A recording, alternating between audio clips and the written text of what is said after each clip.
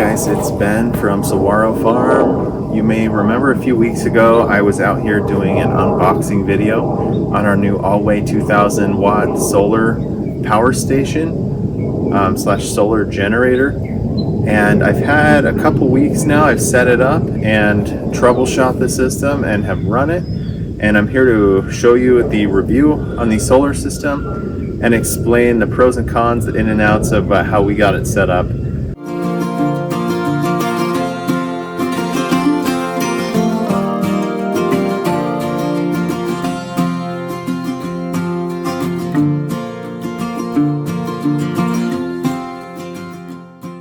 Right up here is our solar panels, and then we have the wires running inside to the shed here into the solar generator system. So I'll give you a quick review. First, we'll go up onto the roof here and I'll show you what that's all about here.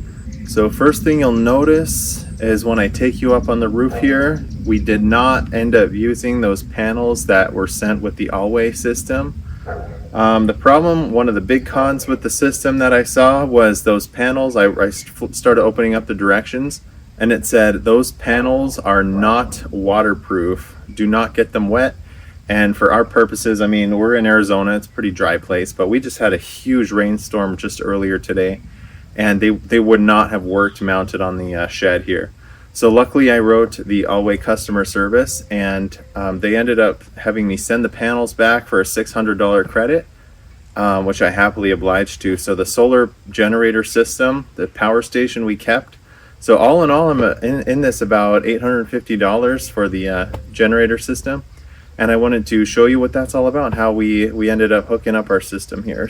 These panels that I'm about to show you, I ended up buying on Amazon. It was $330 for two 200 watt panels. So we have exactly comparable wattage to what we had with the all-way system. However, they are the traditional rooftop solar mounting panels. Let me take you up to the roof here and show you what I got. So the beginning of our system here starts up here on the roof with our solar panels. We've got two 200 watt solar panels that are mounted to the top of the metal roof here with these Z brackets, and they're wired in series, and the wiring runs underneath the roof panels here to kind of hide it there.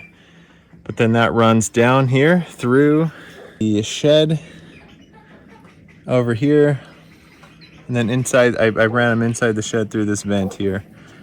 So the panels are wired together on top, and then this is an extender, and it takes us down into the shed. So now we've come down from the roof. Let me take you into the shed where we're running the rest of the solar system. We're gonna open this door here, head in here, and here we are. So you can see the wires I ran through the vent and down this side of the wall here. And then these are some solar extension cables. They're 20 feet long. And then I put them up there with Romex clips or Romex staples. So they are just running all the way down the wall, down the side, into the all-way solar station that we reviewed a couple weeks ago. And it's always ready to run power. And like I said, it's got a light on it with varying brightnesses. And you can see when anything is running from it, it shows the output, how many watts it's taking. So right now the light on highest setting, it's an LED, so it's only taking 2 watts, and it'll take 99 hours to drain this out. The battery right now is sitting at 100%, and it's only been solar charged through those panels. Now a day like today, it would have been really rainy. It wasn't probably charging much, but I didn't use the battery that much, so it stayed at 100% here. But so these solar extension cords run down the wall and then into this little device where it's like an adapter, but you plug the solar cords into here, and then they adapt into the input, the power bank here. And you can see it's between 12 and 56 watts. That means we are not limited to just those 2 solar panels. If I wanted to put another 2 of them up there and do an 800 watt system, we could do that if I wasn't getting sufficient charge. Additionally, talking about our solar system here, for our shed, I ran a really basic Romex circuit in here that I just need to finish wiring, but I plan to use the solar generator to plug into this input here, and that'll be the power source. It'll feed this outlet here and also this light switch, which will go up to these two pot lights up here in the ceiling. So that's another thing we have to look forward to here as well, to see the solar generator in action here feeding that. We've run some tools on it already. I ran a miter saw earlier. I was running an air compressor, and I'm just about to run this angle grinder.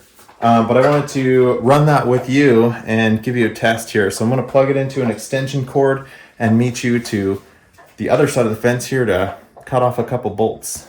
So guys, now I'm outside and I wanted to test the generator system. Like I said, we're going to run this angle grinder. I'm going to cut a couple bolts to shear off here.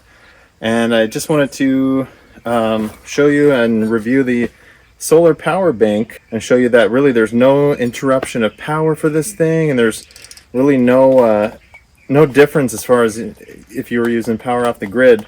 So let me show you real quick here. Turn it on.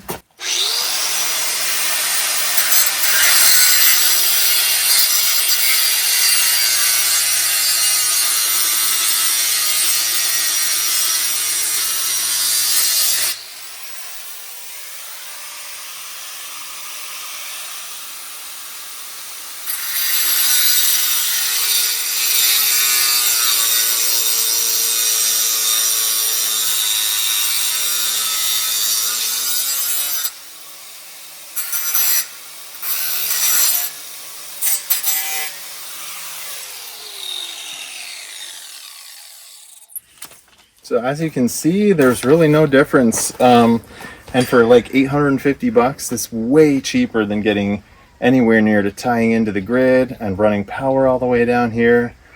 So definitely a cool purchase. I've got about a dozen of these to cut here. And overall, this power bank is really cool. For my application, those solar panels didn't work, but I got the traditional style rooftop solar panels and mounted those up with the Z brackets, and it's working absolutely phenomenally. So completely off the grid, which is really cool. Now we got power and water down here in our chicken coop area. Thanks so much for watching today. If you liked the video, give us a like. Subscribe to our channel if you want to see more content like this. We try to come out with homesteading content frequently. We'll see you next time here at Saguaro Farm. Thanks so much for watching.